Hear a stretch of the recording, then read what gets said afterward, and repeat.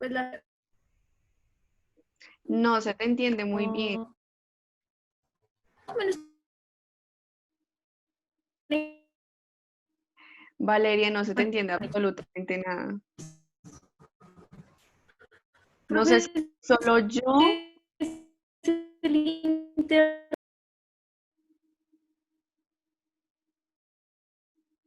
¿Qué pasó? ¿Ustedes también escuchaban mal o era solo yo? Sí, tenía el internet mal, por eso se salió. Sí, se escucha recortado. Sí, porque no le entendí absolutamente nada. Bueno, esperemos a ver si se conecta.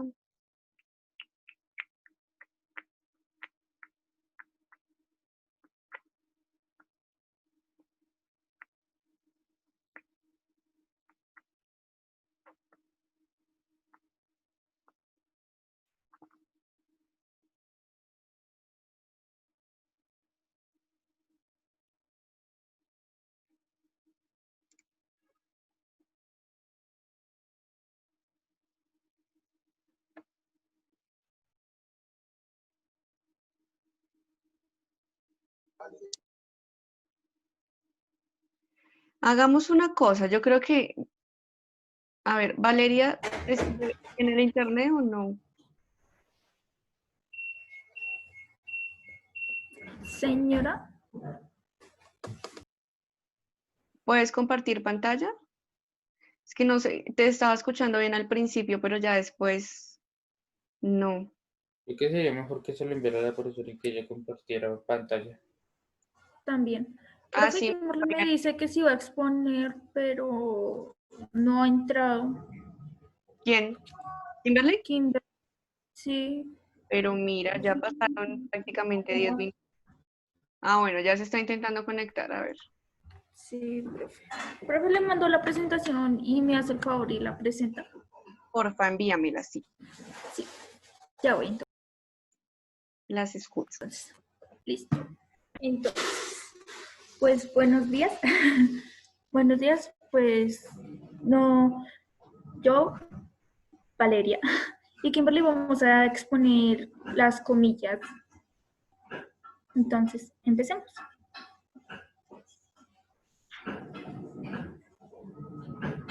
Profe, ya la puede cambiar.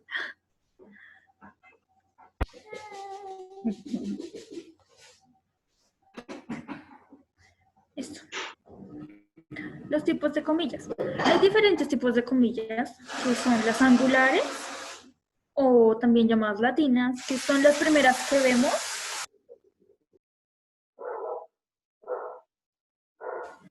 Que son como, por decirlo así, un triángulo sin un lado. ¿Sí? Las inglesas, que son las más usadas, son las que se ponen en la parte de arriba de las letras y son dobles, ¿sí? Pues son las comillas más utilizadas. Y las simples, que solo es una línea arriba de las letras. Y por lo general es indistintivo el uso de cada uno de otro tipo de las comillas, ¿sí? Entonces, las primeras comillas se utilizan para cierto tipo de ocasiones, las comillas dobles se utilizan para otro tipo y las sencillas se utilizan para otro tipo, que eso ya lo vamos a ver más adelante.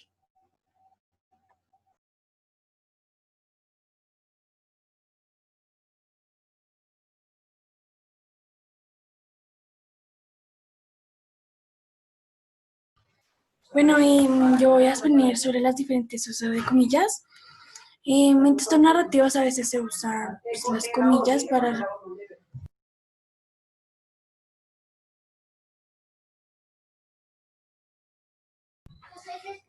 perdón, vuelvo otra vez. En estos textos narrativos a veces se usan las comillas para reproducir pensamientos en los personajes en contraste con el uso de la raya, que transcribe sus intervenciones propiamente dichas. Otro uso también para indicar que una palabra es impropia, vulgar, de otra lengua o que se usa irónicamente con el sentido especial. Otra sería para citar títulos de artículos, poemas o cuadros. Y por último sería cuando se aclara el significado de una palabra, se encierra entre comillas. En tal caso, se prefiere utilizar comillas simples. Bueno, mire, yo acá hago una intervención en los usos de las comillas y es que, como vemos en el primero, dice que es para reproducir pensamientos de los personajes. Por ejemplo, cuando vamos a escribir algo y cierto personaje piensa, oh, qué bonito, podemos encerrarlo entre comillas y eso ya o sea, para el lector se vería como tal, como un pensamiento y no como algo que dijo. A diferencia del uso de la raya, que se utiliza más como cuando hablan. En el segundo también es para indicar que una palabra es vulgar, o sea, que no tiene un sentido, por decirlo así, propio o adecuado. Esto, por ejemplo, se pueden usar las comillas cuando un personaje tiene mucha rabia o se pegó y dice una grosería o una palabra vulgar. También se utiliza para citar los títulos de los artículos o libros o cualquier cosa, ¿sí? O sea, por ejemplo, en un texto podríamos utilizar las comillas para decir, por ejemplo, yo leí en El Tiempo la noticia de que hoy murieron 20 personas por COVID. ¿Sí? Esto se hace más como para saber que no es de uso propio, ¿sí? Sino que es de algo diferente. Y también es para aclarar un significado. Por ejemplo, una palabra que ustedes no, o sea, que no sea tan común, se puede encerrar entre comillas su significado para que al lector le quede mucho más sencillo entender lo que se está diciendo.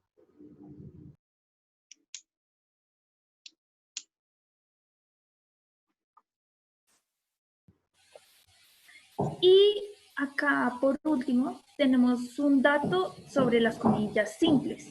Las comillas simples se utilizan para marcar ejemplos en casos donde se presenta el significado de una palabra. El ejemplo que vemos acá es, el autor dijo las comillas, y vemos que está entre paréntesis y comillas simples, el signo de puntuación que hace referencia al significado de la palabra, ¿sí? Por ejemplo, él dijo el tiempo y entre comillas simples, el periódico. Se cierran las comillas simples y podemos seguir escribiendo para que al lector, como ya lo había dicho, le quede mucho más sencillo entender la situación y lo que se está diciendo o lo que se quiere decir. Gracias. Ok. ¿Algo más por decir? No sé, Kimberly.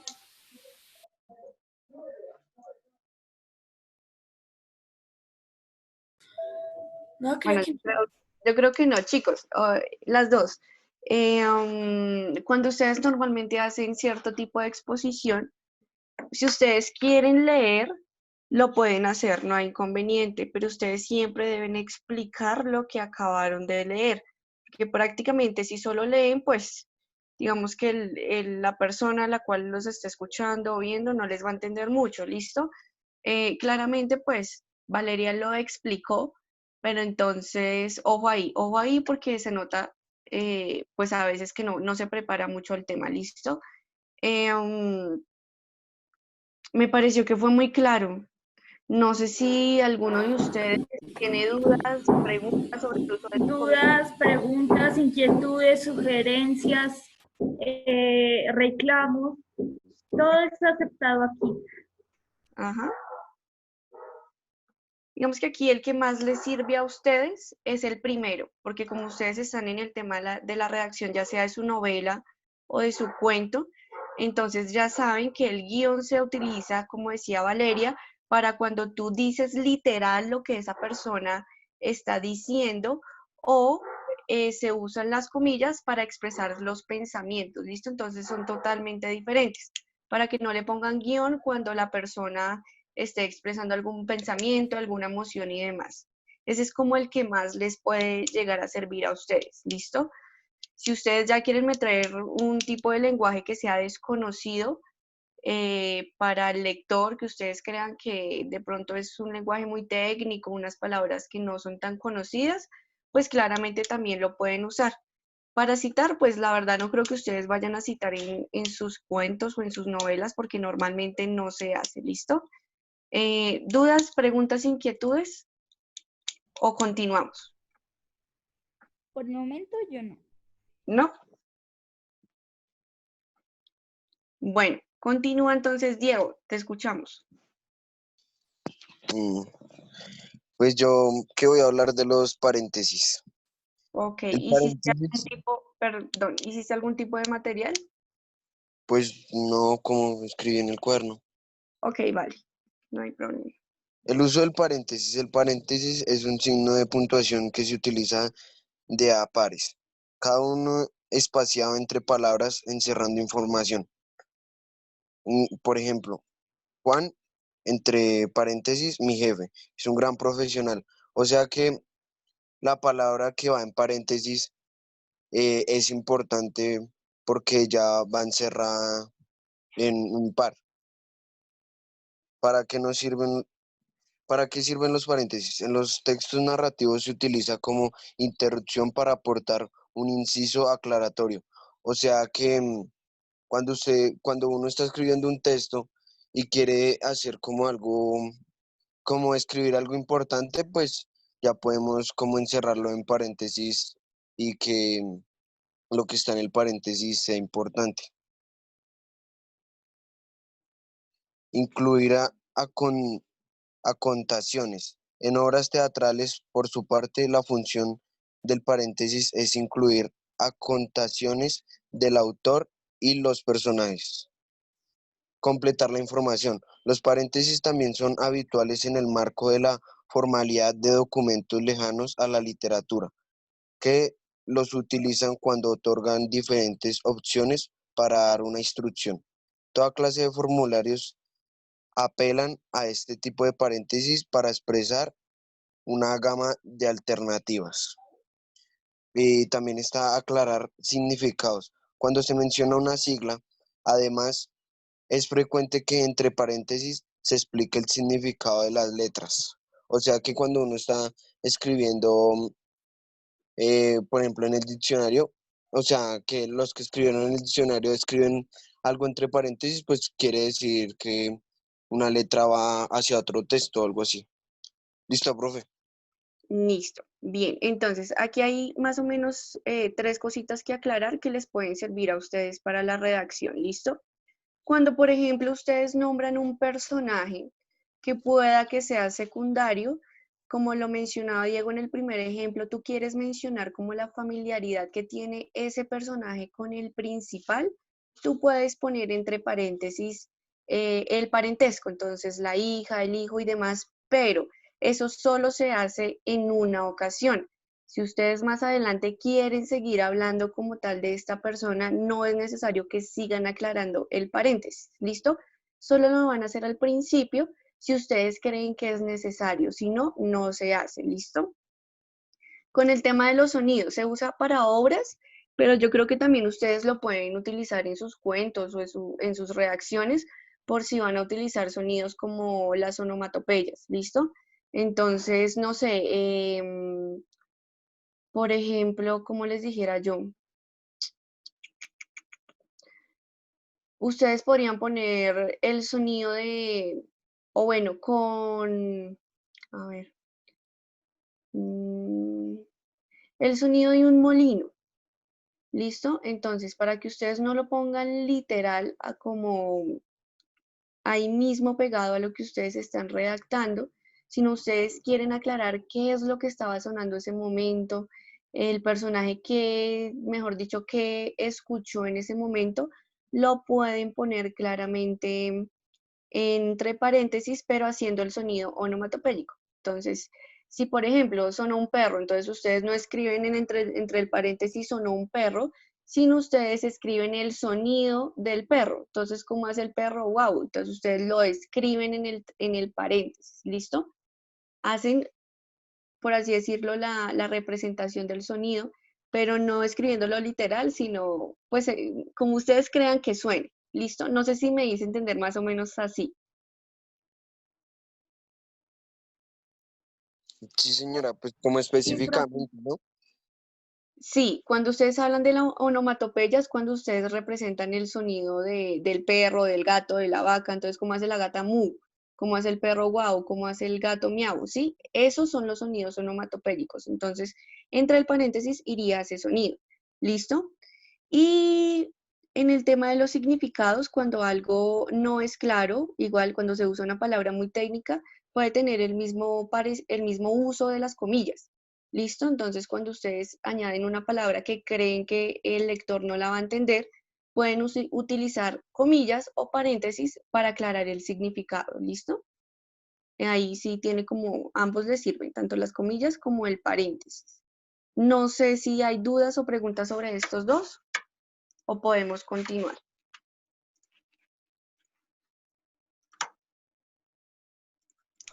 Sí, Bueno, profe, podemos continuar.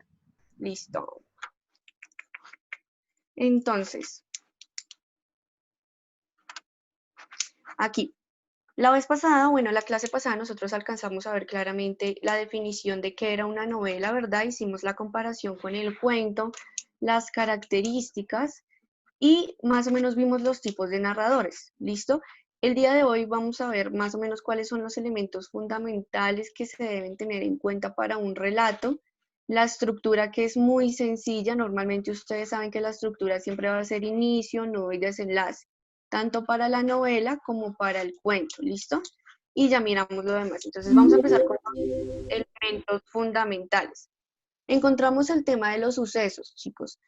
Normalmente ustedes antes de empezar a redactar sus cuentos, sus novelas, deben pensar o tener claro qué es lo que va a suceder en su relato, ¿listo? Porque normalmente, ¿qué pasa? Estos textos siempre se presenta un problema y lo que se hace en el transcurso de la novela o del cuento es que se trata de resolver, bla, bla, bla, y al final, pues queda, mejor dicho, como si se hubiera solucionado totalmente, ¿listo? ¿Qué pasa? Ustedes lo pueden hacer así, de que se soluciona como los cuentos de Caperucita, que al principio ella todo va bien y después ocurre el problema y después se soluciona. Ustedes lo pueden hacer así, pero no, pues ya depende de ustedes si lo quieren hacer así o no le quieren dar solución a la problemática que se plantea. Así sería como un poco más interesante, pero eso depende de cómo ustedes lo quieran hacer, ¿listo? Entonces, los sucesos pueden ser varios, no puede ser solo uno, claramente pueden ser varios, pero asegúrense de tenerlos claros antes de empezar a redactar su texto, porque si ustedes no tienen esto claro, después su novela o su cuento puede presentar alrededor de 8 sucesos y ninguno se solucionó, a ninguno le pasó nada, el uno quedó inconcluso, la duda. Entonces, lo ideal sería que ustedes lo tuvieran claro antes de empezar a redactar. ¿Listo? ¿Hasta ahí alguna duda, pregunta sobre el tema de los sucesos? No, por una pregunta. Dime. Eh, una pregunta es que cuando le debemos de entregar un adelanto de la novela o el cuento. Ya ahorita les digo, ya les tengo fecha. ¿Listo? Ya ahorita les digo porque si nos alcanza el tiempo y acabamos esta temática hoy, yo creo que ya la otra semana me tendrían que entregar como el primer avance de sus cuentos, de sus novelas, bueno, lo que ustedes hayan decidido redactar. ¿Listo? Aquí encontramos los personajes. Yo creo que esto ya ustedes lo tienen un poco claro. Siempre van a estar como tal los personajes principales y los personajes secundarios. ¿Listo? siempre es necesario, chicos, que ustedes hagan una descripción, por así decirlo, detallada de los personajes principales. No siempre es uno, a veces pueden ser 2, 3, pero siempre se necesita una descripción detallada. Entonces les pongo el ejemplo del libro que nos estamos leyendo, la novela de La Vuelta al Mundo en 80 días, ¿cierto? ¿Ustedes creen que Julio Verne hizo la descripción del personaje principal en la novela? Sí, sí la hice. ¿En qué momento de la historia o en qué momento lo hizo él? En el primer capítulo. Prácticamente en el primer capítulo. Él describió los dos personajes, por así decirlo, principales, el cual pues primero es Fox, ¿cierto? Y el segundo es Picaporte.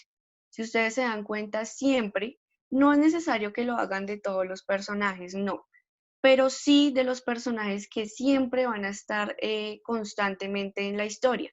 Claramente ustedes describen, como dice acá, de manera física, cómo es físicamente y de manera emocional. Entonces, cómo es su personalidad, ¿será que es buena gente, bondadoso, de pronto discrimina a las personas? Siempre acuérdense de hacer la descripción de los personajes por ahora principales. ¿Listo? De los secundarios no hay necesidad, pero si lo quieren hacer no hay ningún problema. ¿Listo? ¿Hasta hay dudas, preguntas, inquietudes sobre los personajes?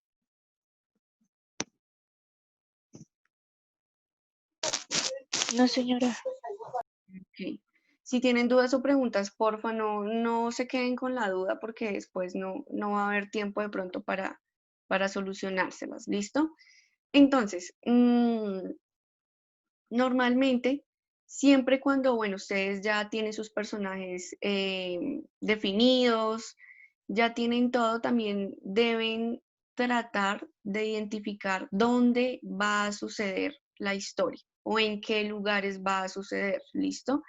Entonces, cuando hablamos de escenarios o ambientes temporales, es porque ustedes saben que no en todas las historias o en todos los cuentos hay un mismo ambiente, siempre se cambia, entonces claramente si es algo muy extenso, pues se van a ver diferentes tipos de ambientes, ¿listo?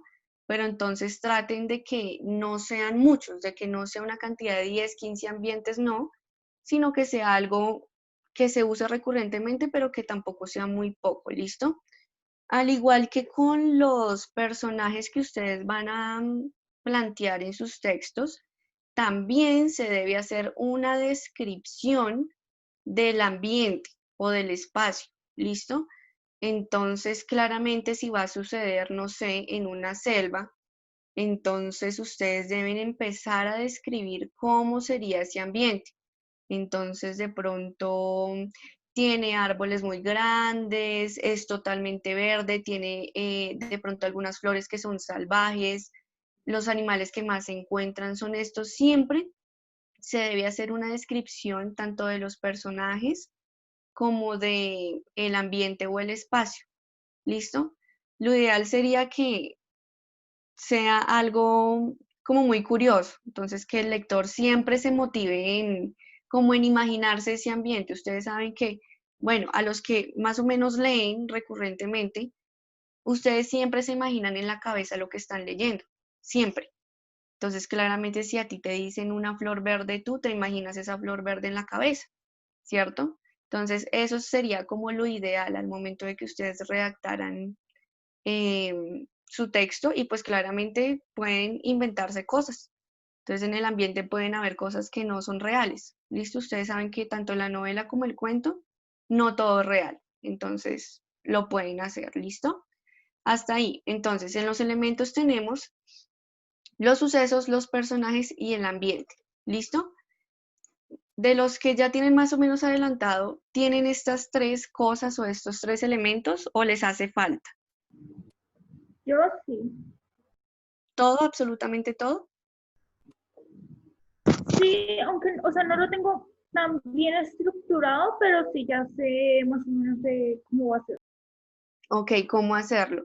Yo creo que ya, chicos, es hora de que vayan pensándolo, ¿listo? Normalmente yo no les voy a pedir no voy a tener una rúbrica donde les voy a calificar los personajes principales, secundarios, no. Pero lo ideal sería que ustedes hicieran uso de este tipo de aspectos que yo les estoy mencionando. Que lo que me iban a entregar ahorita no sea igual a lo que me entregaron en el segundo periodo. Y pues para los que no me entregaron absolutamente nada, pues que ya se vea al menos un avance, ¿listo? Chicos, en el tema de la estructura, como les decía, lo mismo. Introducción, nudo y desenlace, o inicio, nudo y desenlace, ¿listo? Entonces, normalmente en la introducción lo que se hace siempre, como ustedes vieron en la novela que estamos leyendo, se presentan los personajes tanto principales y de pronto secundarios, pero que sean recurrentes en la historia. ¿Listo? Ya después inicia como tal esa problemática que yo les había comentado y en el desenlace pues se resuelve. Si ustedes no quieren darle una solución, no hay problema. ¿Listo? Pueden dejarle al lector como esa duda sobre qué fue lo que sucedió. ¿Listo? Entonces, nos queda menos de un minuto. Porfa, vuelven y se conectan al mismo link.